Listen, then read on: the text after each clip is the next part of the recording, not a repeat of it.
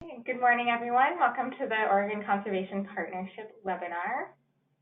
This webinar is on the subject of federally negotiated indirect cost rates, getting what you actually need to get out of that too lean budget trap. This is part of a series of webinars that the Conservation Partnership has put on monthly for the past few years. We're switching to a roughly bi-monthly schedule in 2020. There will be a January webinar, but probably no February one. So in January, stay tuned for details, but we do know that our presenter will be David Atkin, Director and Attorney for the Center for Nonprofit Law, and he's going to present on some recent changes to Oregon laws affecting nonprofits, including land trusts and watershed councils. It's not as relevant to SWCDs, but we'll get some relevant webinars to you all if you're at an SWCD. This is a really important one for land trusts and watershed councils, though, so we hope you can join that. These webinars are brought to you by the Oregon Watershed Enhancement Board, or OWEB, and the Pacific Corrugated Pipe Company. We thank our sponsors for helping us bring this really valuable content to you all and helping you get conservation on the ground efficiently and effectively to help your communities. In today's webinar, our presenters will be Rob Hoshaw, I hope I pronounced that right, and Tara Choate, Hoshaw, okay. And you will be able to interact with them a little bit throughout the webinar indirectly by typing a question in the question box.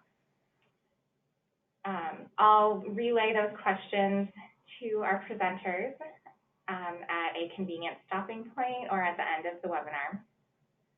At the end of the presentation, you can also ask your question more directly by clicking the little hand icon, at which point I can unmute you and let you ask your question directly.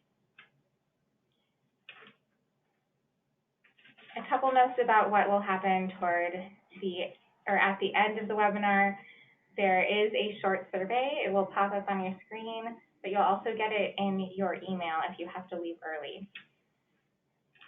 It's really important that you respond to the survey because we want to learn how we can better serve you all and bring more topics to you that you find useful. You can also feel free to email me suggestions for future webinars. And finally, this webinar will be recorded and the PowerPoint will be posted on the Oregon Conservation Partnership website. So if you want to refer back to it, you can find it there. If you haven't subscribed to our announcements yet, please do so you can hear about future webinars as soon as we announce them. That's all I have for housekeeping today, so I'm going to turn it over to our presenters. And you are ready to go. All right. Morning, everybody. My name is Rob Hoshaw. I am the operations director. Let's see. Okay, there it is. Is it showing, Anna? Yes, I can see it. Good.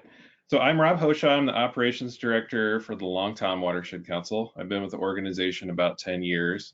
And one of the main responsibilities that I am doing in my role is I work with the fiscal team on putting together our annual budget, and that includes putting together our federally negotiated indirect cost rate application. The Longtom has been applying for these applications for the last 9 years. I've been a part of the last 6. I'm by no means an expert, but I have a lot of different experiences that I've learned over the past few years. I learn something new every year, and I thought this might be a good opportunity to share some tips on what I learned and hopefully demystify the process a little bit. And I am Tara Choate, and I'm the grant payment coordinator for the Oregon Watershed Enhancement Board. I'm hoping that at least some of you may know me. I go around and I do trainings a couple times a year around the state. I've been doing this for about 5 years, and they asked me to be on this panel because they said they wanted to have a funder's perspective on this topic. And the funder's perspective is essentially, yay. So hopefully I'll be able to add something interesting. Oops. Let's see. There we go. So to get started, many nonprofits, I think, are all too familiar with the struggle that they have in striving to operate on lean budgets and the struggle to fund capacity and operational costs. And indirect costs, frankly, are often attached to a fairly negative connotation. We use words like overhead and admin and things that don't sound historically very positive. And yet these activities provide essential infrastructure that hold up our organization. Traditionally, nonprofits, I think, a lot of times look to fundraising to secure extra unrestricted funds. And obviously, fundraising will always continue to be an important tool. But the reality is, a lot of nonprofits get most of our funding from grants. And like people who live paycheck to paycheck, a lot of nonprofits are often operating from grant to grant. And so for those funders, or for those organizations who have a federal funder, an indirect cost rate agreement can be one tool to help provide funding for that admin and operations. I like to think of it as part of diversifying your portfolio.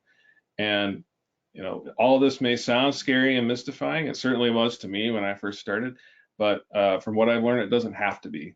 And hopefully this helps break down some of that mystification that comes with this. Tara? So when I was thinking about this, I did some Googling, and I thought this GuideStar survey was interesting. Anna, are you going to put up this poll now? Yes, I'm launching it right now. All right.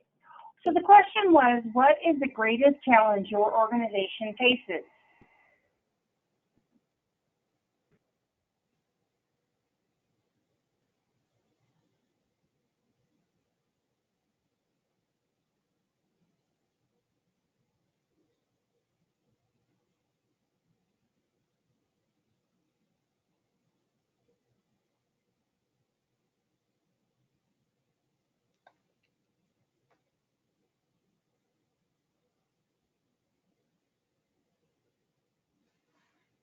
Okay, it looks like most of our audience has voted, so I'm going to close the poll now. Okay. All right. There are your results. Finding the money to accomplish our mission. It looks like over half of you have said that was your main challenge, and getting the word out about what we do being your second challenge. That pretty much matches the national survey.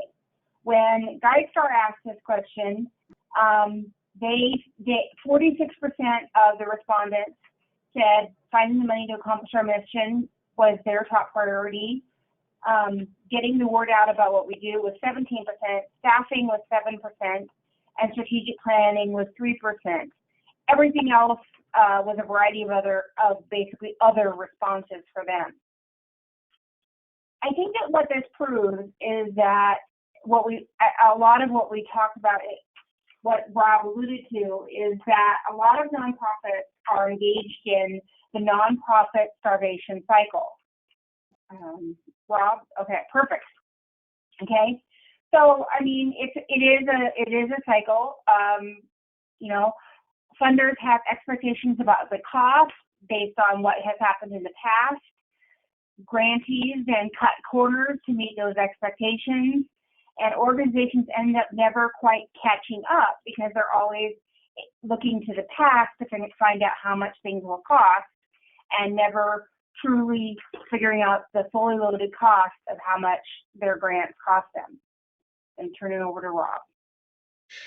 Yeah, like Tara said, we get stuck often in this repeating cycle where we end up kind of self-cannibalizing and starving ourselves because we're feeling those expectations, whether they're from grantors, board members, donors, the community, or our perception about what any of those different groups might think or believe.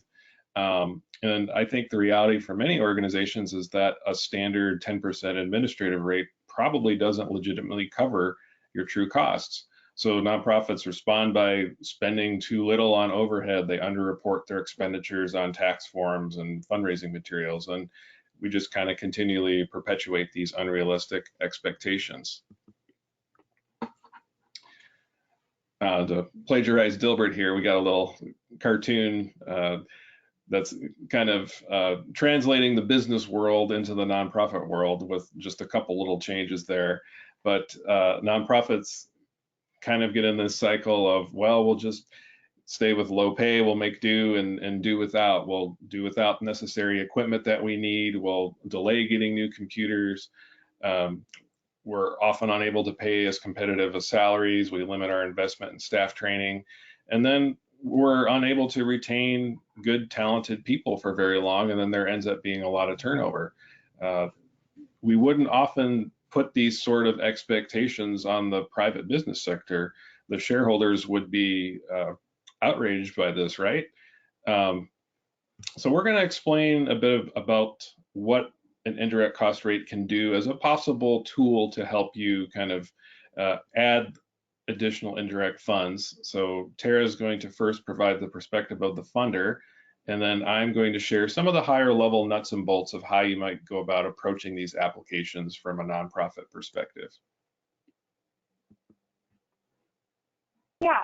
So going back a little bit to the cartoon, I just want to point out that from a funder perspective, it can be very frustrating to see organizations that we know dang well are doing good work on the ground and able to do things the way they should be. You know, we see them not going to trainings. We see them, and then that leads to you know, they don't have high quality bookkeeping. They don't have, you know, high quality, you know, you send them an email or a phone message and they never respond. And these are the kind of things that really, it just makes it very frustrating when we see these applications and people are asking for minimal indirect costs, and you have to wonder to yourself, you know, why are they doing this? I do want to point out additionally that what we're going to talk about as far as indirect costs, federally negotiated indirect cost rate, may not work for everybody. And Rob is going to explain the caveats around this and some of the stuff. But if you walk away from nothing else from the seminar, it was my hope as a funder that you carefully consider how you are calculating your indirect costs and consider fully loading your costs in your grants, okay? So when we start talking about federally negotiated indirect cost rate, what it all boils down to is Form 990. I am a little unclear if SWCDs actually have to fill out this, but watershed councils and other nonprofits should be filling out an annual Form 990 explaining, you know, what they do to the IRS, because you always have to explain everything to the IRS, okay?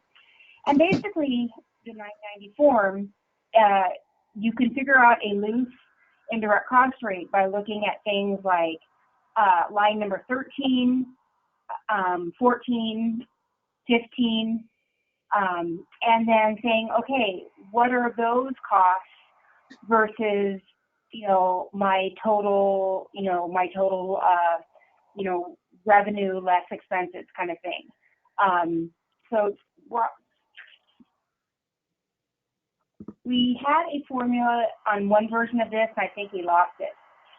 Maybe we're going to come back to it. The point is that I've got a formula later.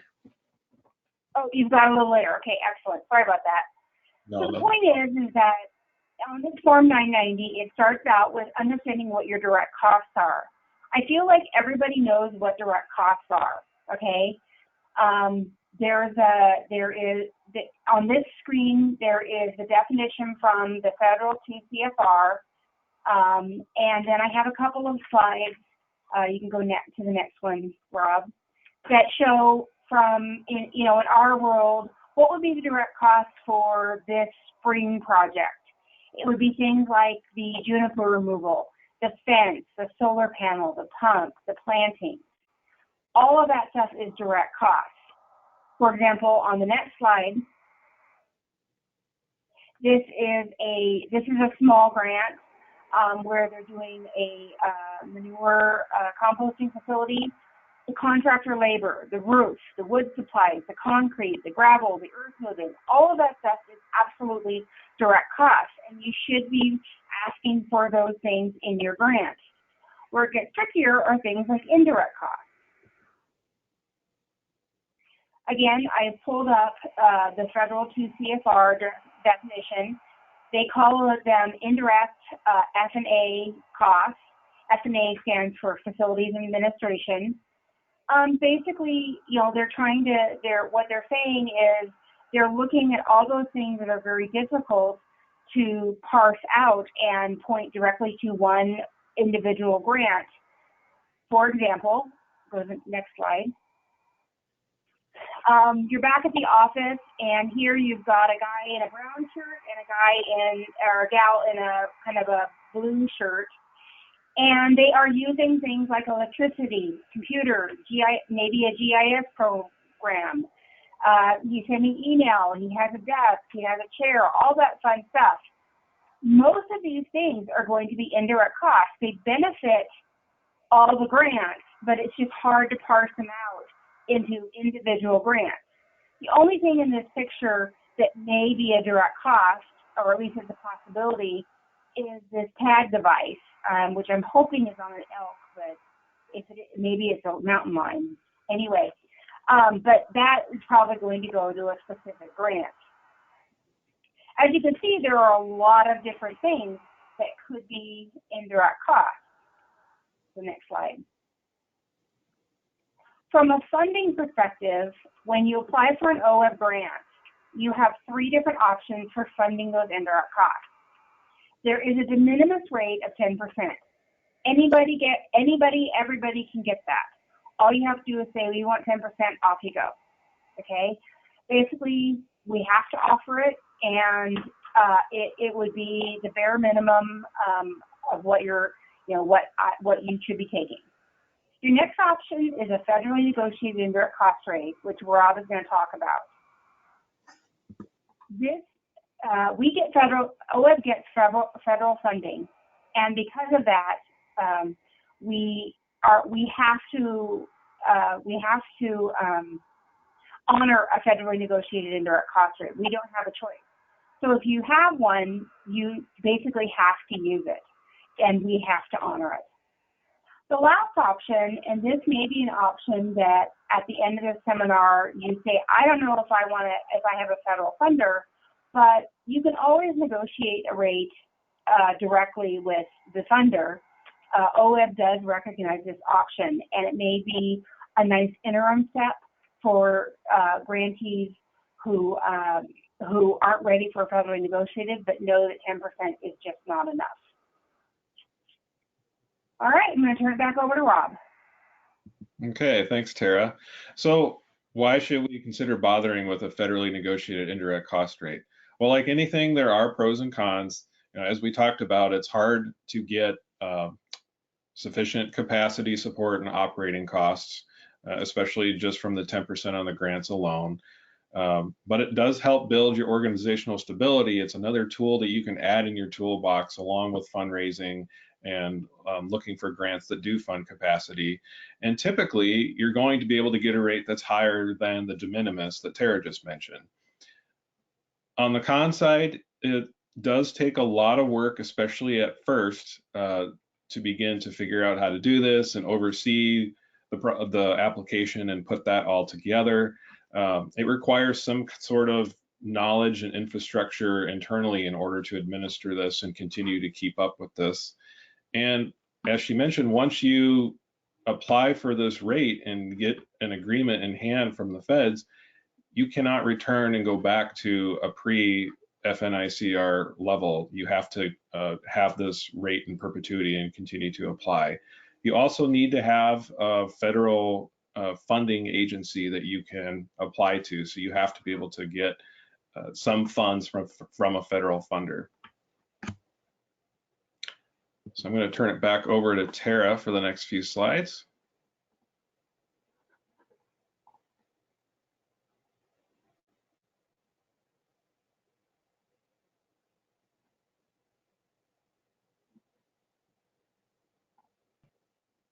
Tara, I think your microphone is still off.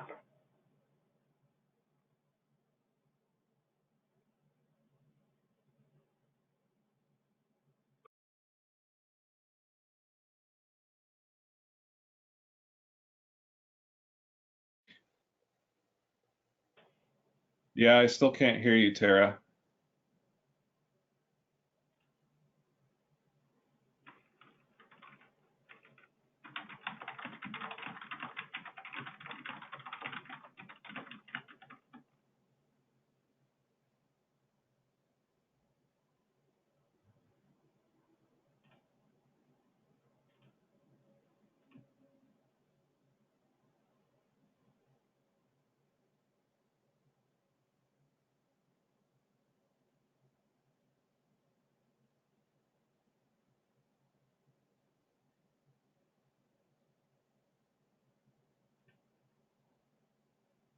Tara, can you hear us?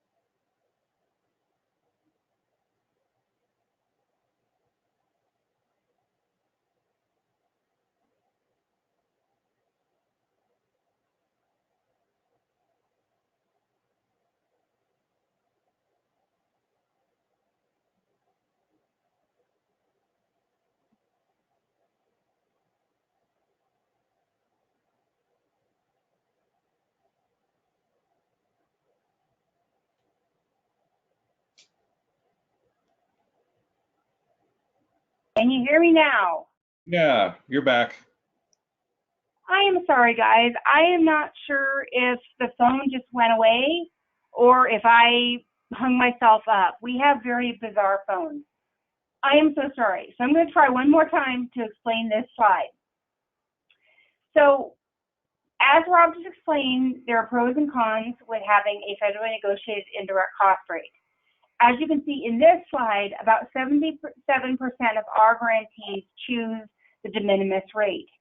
And then it drops to 18% have a FNICR, and a remaining 5% choose to negotiate a rate with us. Like I said, so that's kind of where it stands, and that just might be something to consider, you know, you know, whether or not you want to move forward. Now, can you go to the next slide, Rob? All right. As requested, you can see that from a statewide perspective, the requested indirect rate is approximately 12.48%, with the Region 3, the Willamette Valley, having the highest requested rate, and Region 5 having the lowest requested rate. I don't know if that's important to anybody, but one of the things that we see, again, as a funder is that Region 5 tends to have the, you know, they do have the least amount of quote unquote overhead, but there are some trade-offs with that in the sense of we know that they tell us they're chronically understaffed and some things like that.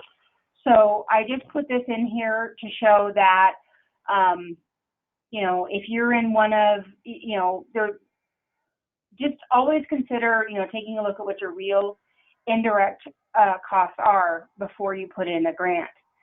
Rob, can you go to the next slide? OAB funding criteria.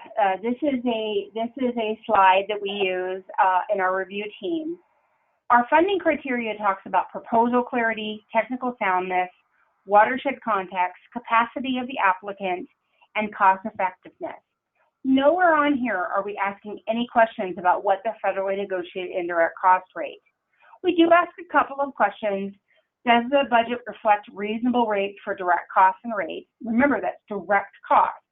You know, are you asking $1 million for a mile of fence versus somebody else who is asking for $100,000 for a mile of fence? I don't know if either of those are appropriate amounts, but we do look at are these direct costs reasonable? And then the second thing they ask is, does the application provide an overall budget that reflects expected and quantified watershed benefit? So again, we're looking at if the direct costs are reasonable, or really when it comes down to the rubber hits the road, what we want to find out is there going to be watershed benefit?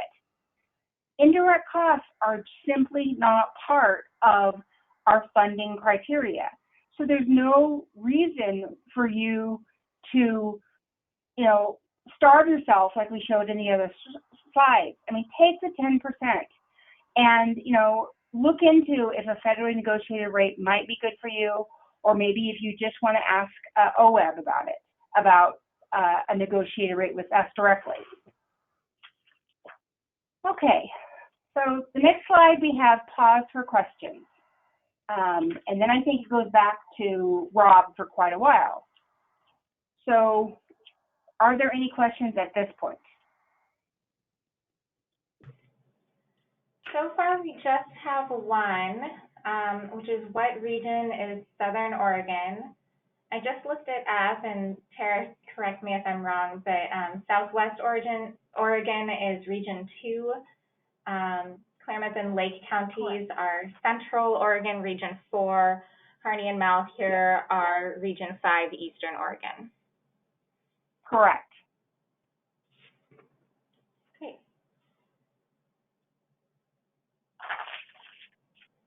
Okay. That's it for now.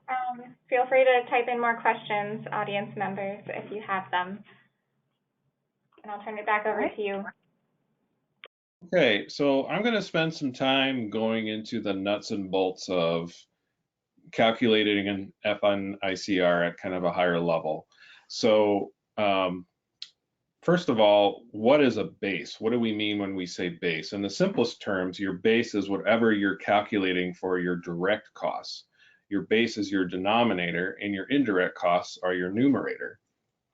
So grantees are going to work with their federal agency to determine if indirect will be calculated on usually one of three things: modified total direct costs, which is across all allowable line items, or just salary. And then the third option that is usually available would be salaries, wages combined with benefits. Sometimes there might be some other methods. So this is something we ran into at the long time when we first started. Make sure you understand which one you're applying for and how it will be applied across the different line items. And I'm a visual person, so I'm going to show you how this would look on your indirect cost rate application in those three different ways. So again, your indirect costs are going to be on the top, the numerator, divided by your base, your denominator. The first example is just salaries and wages with no fringe benefits included in the direct costs. The second option, again, is the same indirect costs that you calculated in your application, but your denominator increases as you include now the fringe benefits. And then third option is the one that the long tom uses, is the modified total direct costs is our base. So that's all different line items that you can apply this rate to. The only thing that I'll get to in a moment that changes is capital expenditures in excess of $25,000. You have to subtract out of your denominator. So you might look at this and say, well, why wouldn't I just choose the first option? It's the highest rate. Remember, depending on what you're choosing for your base, you can only apply that rate across those line items. So that 83% for salary and wages looks really high, but that means in your grant applications, when you apply that rate, you can only multiply 83% by the salaries used in that grant application. So this is something you really have to take a close look at when you get started to see which rate might be best for you in most cases. The other thing I touched on was those unallowable costs. And just to illustrate, here's an example. So if you choose to go the modified total direct cost method, say you are working with contractors or subcontracts in your grant applications, or you're projecting that you are in your budget, you can only apply your rate to the first 25,000 of larger contracts. All other amounts above that must be excluded. And so in this example here, say you have a riparian planting contractor of 35,000, you're allowed to apply the rate to the first 25, but then you have an unallowable cost of 10,000. Same goes if you have a culvert contractor of 55,000, you have an unallowable of 30,000, and then you're subtracting out of your denominator or your direct costs 40,000 total. Just something to keep in mind, because this is something that it took us a while to get fully used to as well. There is a nice guidance document through Indirect Cost Services on how this works though, so it provides some more information. The other thing to be aware of is that there are ineligible costs that when you are calculating your indirect cost rate in your application, you have to discard these from consideration. So based on my understanding and talking to Indirect Cost Services and our CPA, education, fundraising, advertising and marketing, even the activity of printing those kinds of educational materials are things that you cannot charge indirect rates for. Kind of a good way to look at this in a nutshell is anything related to working with the public or fundraising. I've been told even entering data into a membership database about people's donor levels or contact levels is not an eligible cost. And the same goes, I just learned this year, in fact. So if you use a website form to accept donations and go through something like PayPal, who takes a small percentage cut, you cannot call that cost that goes to PayPal an indirect cost because it is going towards fundraising. Just something to keep in mind. And again, these kinds of guidance documents are available through Indirect Cost Services. So the other thing to keep in mind when you're doing your application is really there's two types of applications. The first is your final rate, which you get from your 990 that your CPA or accountant prepares based on the prior year's financial records. The second is your provisional rate. And this is you looking ahead and making an educated guess based on using information from the last couple of years. And this is the rate that you used on your grant applications most commonly. You are allowed to apply separately, but I've found it's easiest to put both of these applications together into the same packet and turn it in at the same time. So let's dive into this a little bit deeper on how you would go about calculating rates and the differences between final and provisional rates. So just to reiterate, both the final and provisional rates are applicable to a specific time period. Okay, so the final is going to be the preceding fiscal year, and the provisional is going to be you budgeting for what you think is going to happen in the next fiscal year. So think of this almost like a sandwich. In the year that you're in, that you say, okay, I'm going to apply, you have a final rate from the year before and a provisional rate coming up for the next rate, or the next year, sorry. The final rate is based on actual costs, the provisional on estimated costs. The final is kind of set in stone. It's coming directly from your accountant based on your 990. The provisional, again, is one that you're using on your grant applications. It's temporary pending the establishment of a final rate. Here, I think a good thing that I've learned over the years is that, while you try to get your provisional rate to match up with what the final is in a couple rounds later, you don't have to get it perfect. You want to aim for it to be in the ballpark, but I've never had any funder come back and say, oh, your rate's a little higher or a little lower. You just want it to be close. So this is what your indirect cost rate will look like on your agreement letter. So there are 3 examples here. The first is based on a final rate from fiscal year 2015 from your 990 with a provisional rate for fiscal year 2017 of 15%. Then you see the next year is for fiscal year 16 final, fiscal year 18 provisional. So you kind of get to see how these applications, you're sandwiched in the middle of what happened in the past versus what you're budgeting in the future. Then you get down to the bottom example, and you'll see the final rate for fiscal year 17 is 18%. And what you budgeted up above in the very first example was 15%. So that can be something you can look at and go, we might have been able to do more with our policies internally to get us closer when we apply for our provisional rate next time. Tara, was there anything you wanted to add on this example? Yes.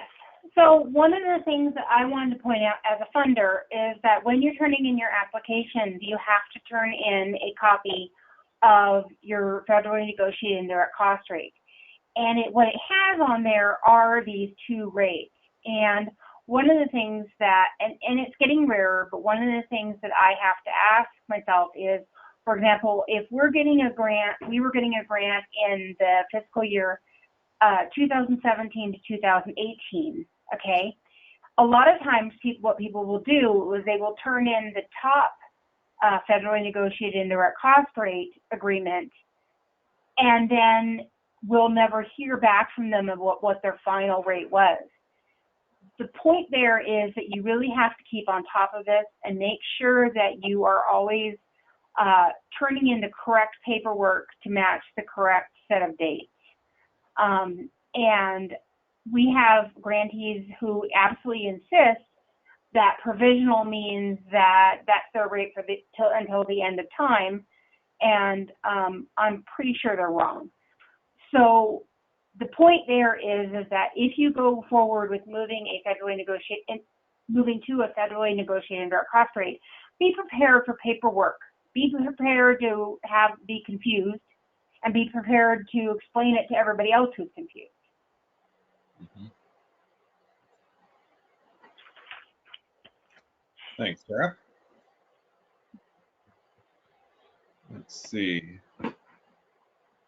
So, getting started on an indirect cost rate. So I kind of alluded to this. Having a consistent and defensible methodology in place for your internal policies for what you're going to divide into the direct bucket, the fundraising bucket, and the indirect bucket is super important. You should work with your executive director and your board to figure out how you want to go about allocating these activities, because there is a little bit of gray area in some things, and your CPA and accountant is going to be a good source of guidance. Also, the people at Indirect Cost Services, if you're just getting started for the first time, or even if you've turned in several of these applications, I've found that they're very willing to help and answer questions, and even if you need to kind of tweak things in 1 year versus what you might have done a year or 2 before, they're willing to work with you on that. So again, when you're projecting the following year's rate, this is harder than the 990, because the 990 for the final rate, you're just going through and looking at the tax document, pulling in the numbers and plug it in to the application spreadsheet. When you're projecting the next year's rate, you're doing your best guess, and sometimes you're trying to project several months in advance. This is where that consistent methodology really comes into play, and I can't stress that enough. Because one of the things that I've noticed from the long-term standpoint is that staff time for us is our biggest driver for rate changes. So if you don't have clear guidance to your staff about whether grant writing, staff meetings, or budgeting is fundraising program or indirect, they might be all over the place and inconsistent, and then your provisional rate is going to fluctuate based on how they coded things in their timesheets. Other things to keep in mind that I've learned when you're projecting the following year's rate is you often can't apply 100% admin to most costs. For example, a lot of people might think that office expenses and occupancy costs would be 100% admin, but they're usually not. And again, your CPA and indirect cost services can help you figure out what that's like.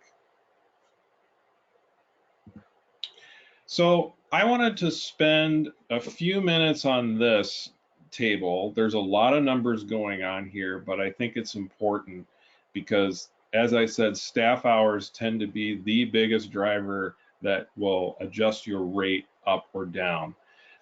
So what I did here was try to take an example of using what probably a typical conservation organization might look like. You have your full-time executive director, a 3/4 time fiscal manager, 2 full-time program staff, and a half-time volunteer coordinator. All of those columns in blue are things that the long Tom has decided internally when we've talked with our CPA and talked with the indirect cost services people are allowable as admin, and we've set policies in place that when staff bill to these on their timesheets, they're coding them as admin.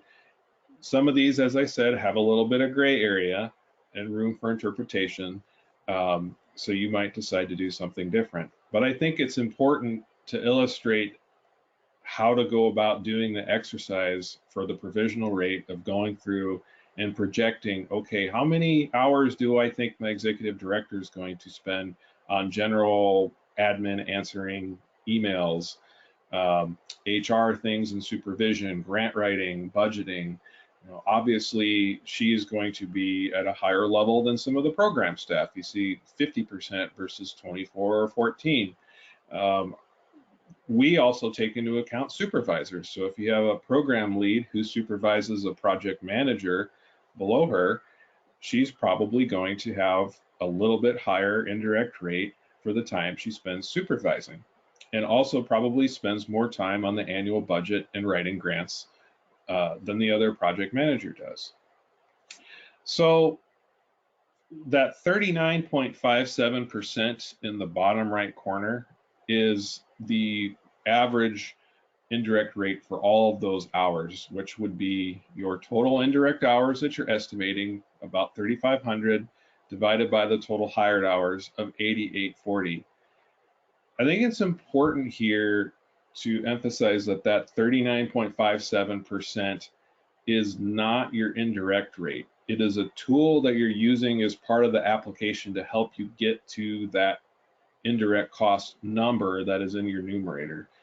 This isn't your rate. It'll help you with calculations. So that was a lot of numbers and a bit of a mouthful. So we wanted to pause here and see if there were any questions.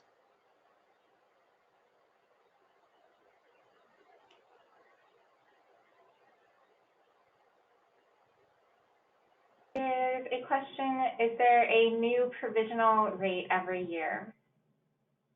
Yeah, there is. So your provisional rate is what you put on your application. So say our example is we have a federal fiscal or a fiscal year from July through June. And we usually get our indirect cost rate letter from the feds right at the beginning of the fiscal year. And we use that provisional rate on our applications for that year. Towards the middle or end of the current fiscal year, we apply again for a provisional rate. So every year you're applying for a new one. I'm going to insert something. I have seen rates where they are calculated once every 5 years. I've also seen a rate where they are calculated once every 2 years. However, they're rare, and my impression is that you would have to be a relatively big cheese, for lack of a better word, in order to get them. It would be something where they would have seen your organization for a long period of time. And again, my impression is maybe they're even moving away from it. It's possible, though, to apply for something where your rate is good for 5 years. It's possible.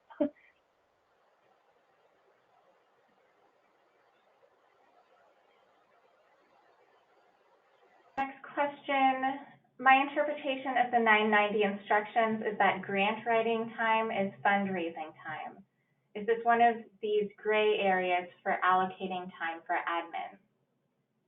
Yeah, my understanding is it is, and I talked to our CPA a couple years ago about this, and your CPA could have a different interpretation because it could be a gray area, at least it was for us.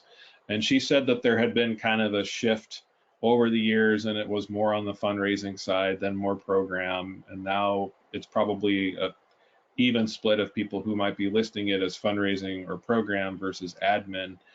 And what she advised us and what Indirect Cost Services agreed with is as long as we are consistent in how we bill it and we're using that methodology internally consistently, it's fine. We just need a defensible reason for doing it.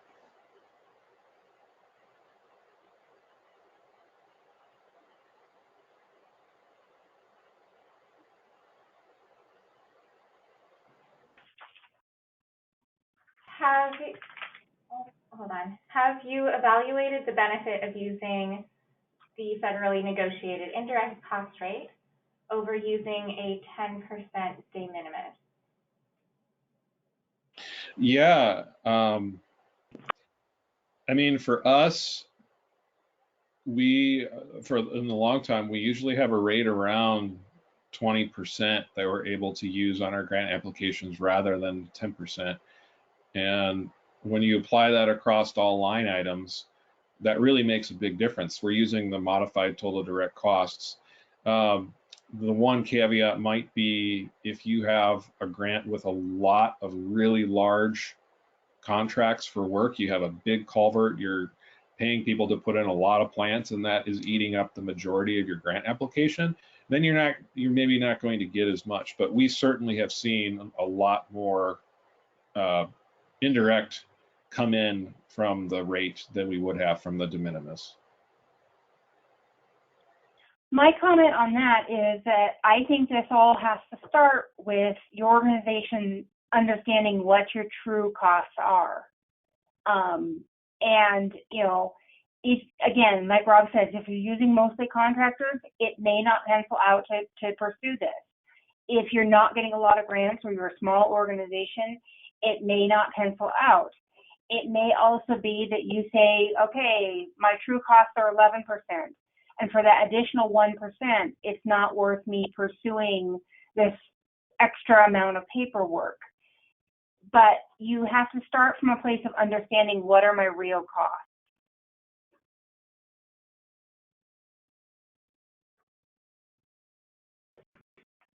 Are there limits on what capital expenditures are eligible? For example, vehicle, purchasing an office, etc.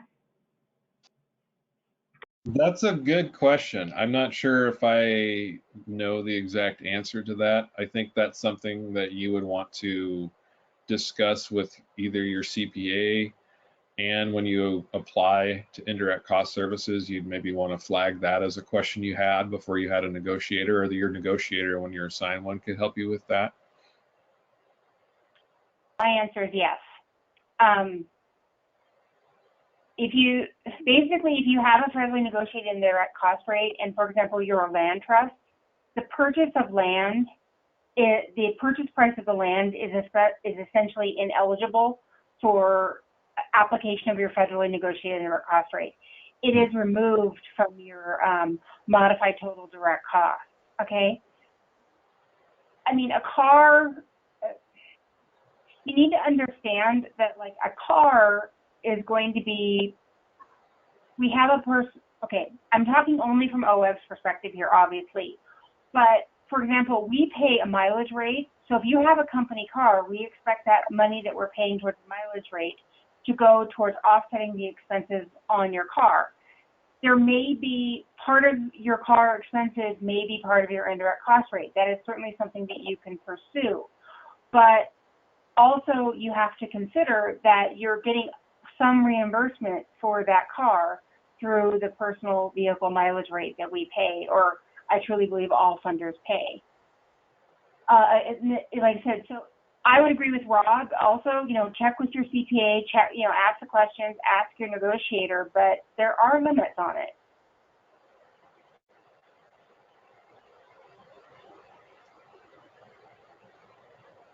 Thank you.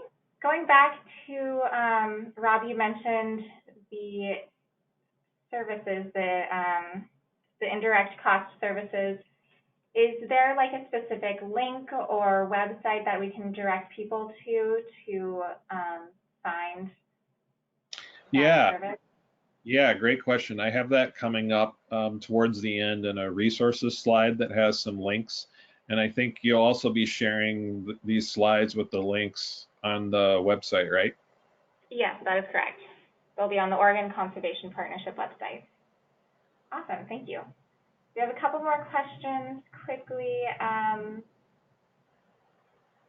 There seem to be, oh, sorry, that's part of a previous question.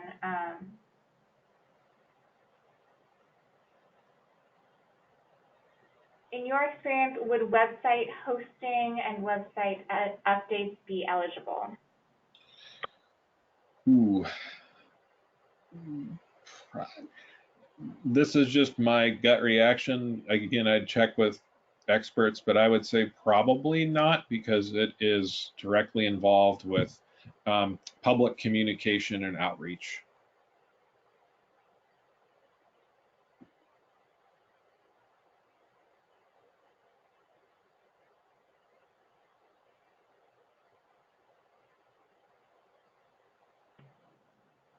I think those are all the questions we have, so we can move on with your presentation if you're ready.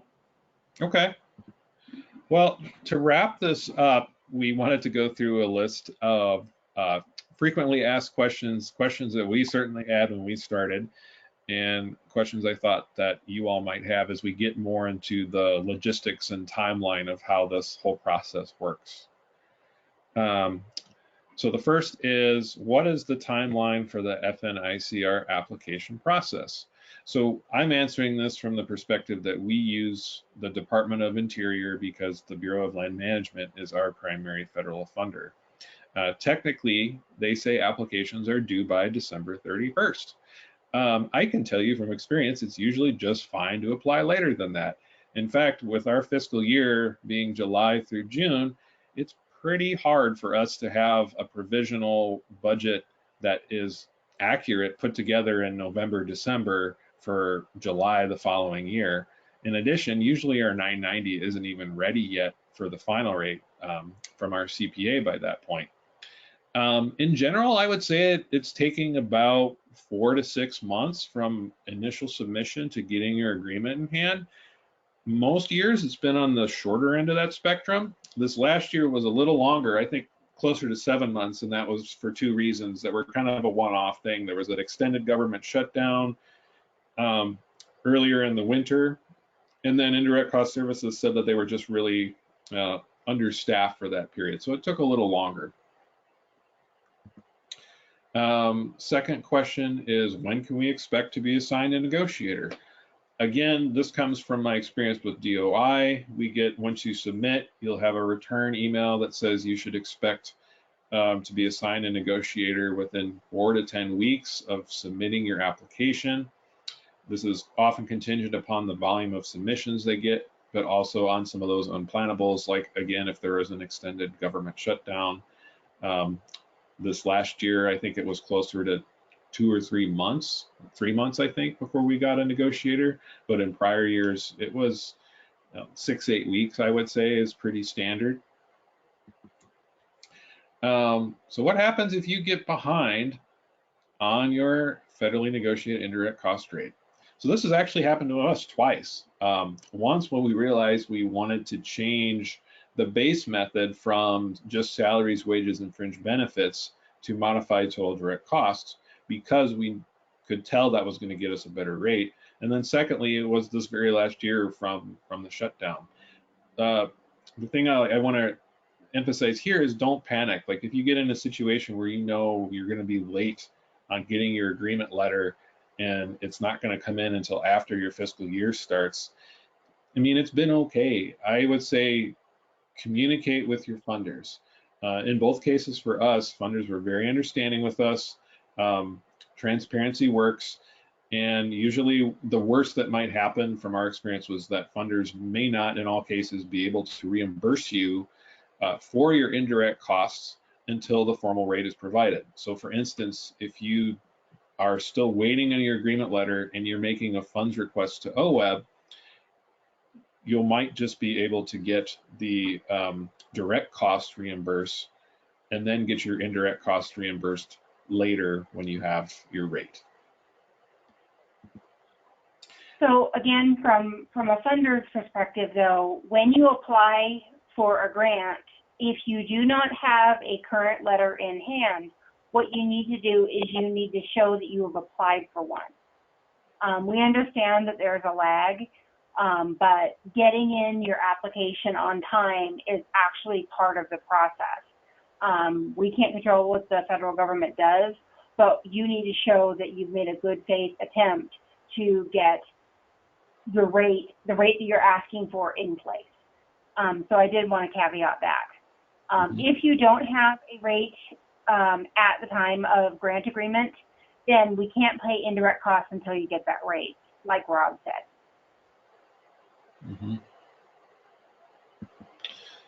Can we just try the FNICR for 1 year? No, very simply, you're locked into it for perpetuity. So this is something that when you're considering this, you have to make sure your organization is ready to commit, because it is a perpetual commitment. What if we no longer have a federal funder? So again, once you have an FNICR established, you have to have one in perpetuity. So I would assume that you would apply to the agency you last negotiated with. And what if you have a new primary federal funder? This actually happened to us with the Willamette Habitats, Anchor Habitats Working Group for the FIP there, where for years it was always through the BLM. And then we had a couple years where our primary federal funder was through BPA. And I contacted DOI BLM, and they told us, well, you should give BPA an opportunity to see if they want to negotiate as the current new highest federal funder for us. They came back and said, no, you can just stick with the DOI since you have a relationship with them. So I can't promise that would always be the case, but it seems like for us and through the Department of Interior in general, we've been able, despite who is our primary federal funder after we've established an initial application, we just stuck with them. So here's that resources slide that I referred to. Again, depending on who your federal funder is, it might be somebody different from the Department of Interior. I believe Department of Energy, maybe the Department of Defense also does indirect cost services.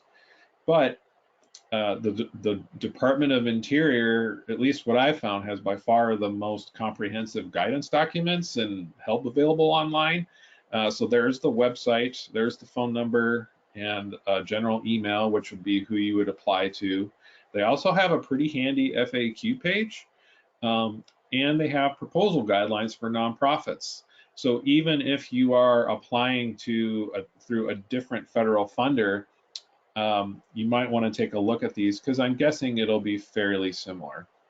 And the other thing I'll mention about the DOI folks is this process wasn't scary at all. I mean, it was scary at the beginning because we didn't know what to expect, but all the negotiators we worked with were really nice, friendly. They would listen to our questions, help us think through problems and solutions. And once you get assigned somebody, you have their contact information and you can just call them up anytime while they're working on your letter. Let's see, I think that's the last slide. So there's Tara and mine contact info. And yeah, I think we'll take some time to answer any other questions you might have. Rob, we made it at exactly an hour. Yeah, good job, guys. Thank you so much for presenting. That was a lot of very useful information, and hopefully everyone found that information useful as well. Audience members, if you want to raise your hand to ask your question at this point, you can do so, or you can type it into the question box again.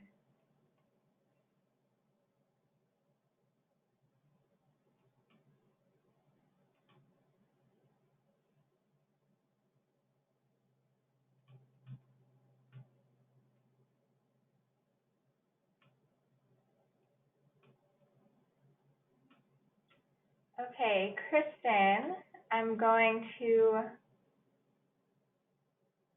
try and unmute you.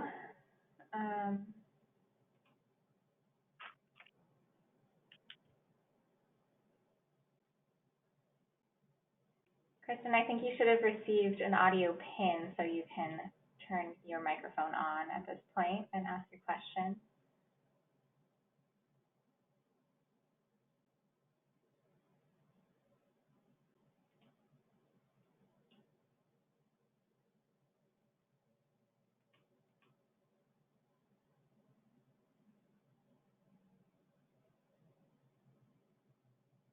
Okay, I think we're having trouble with Kristen's microphone, so she'll type her question.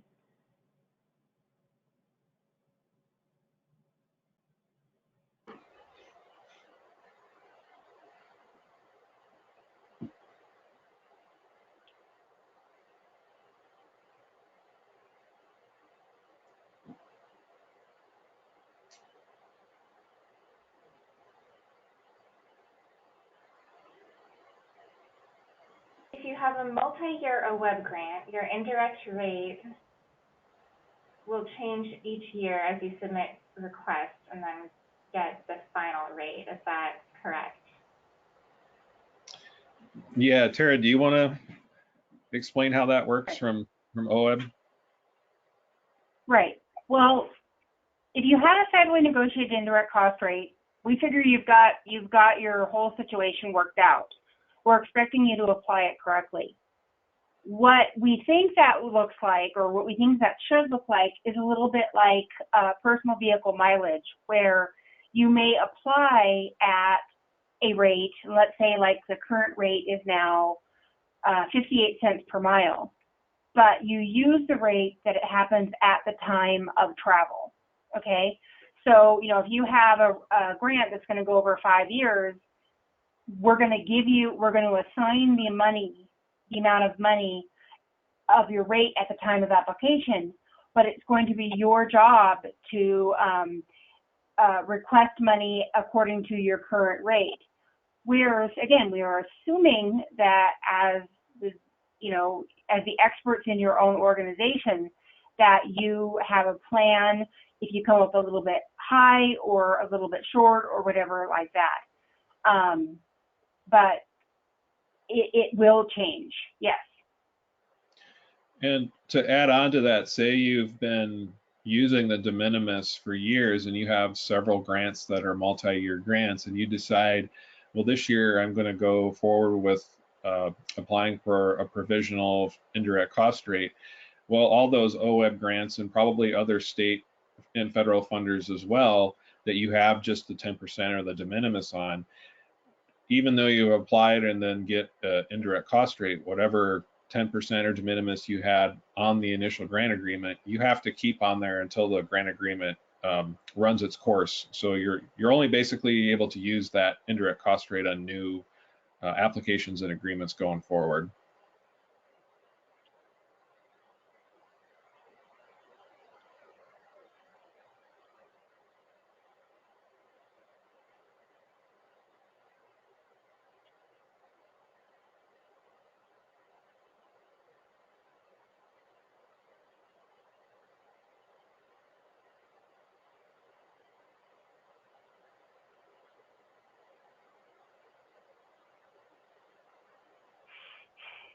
Okay, I don't see any more questions, so I'm going to wrap up the webinar now.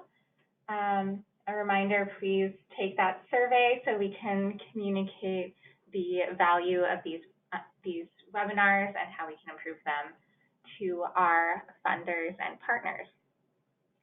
And join us next month, January 16th, to hear about some legal changes that are affecting nonprofits, including land trusts and watershed councils. Thank you to Rob and Tara for presenting today, and thank you again to our funders and all our audience members for joining us today. Everyone have a happy holidays and a happy new year. I'm going to close the webinar now. Thanks, everyone. Happy holidays. Thanks.